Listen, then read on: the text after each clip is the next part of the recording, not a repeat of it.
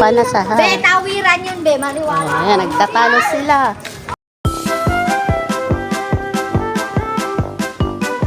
Nandito na naman po kami sa bayan ng Malolo. Nantahan po namin si Kakansyon. Kakancho. Mamamas ko po kami doon. Ayun ang aking nanay. Ang tagal nila maglakad. Kaya ayan, sila nanay, mga anak ko. Mamamas ko kami. Nandito kami sa punduhan ng Be, panasahan. tawiran yun, be. Maliwala. Ayan, nagtatalo sila. Oh, tawiran. Hindi alam kung anong lugar pupuntahan nila. Ayan, alam na nila yung lugar. Ayan, alam na. Oh, ayan. Dito kami sa punduhan. Dito kami nagko-computer. Maulan.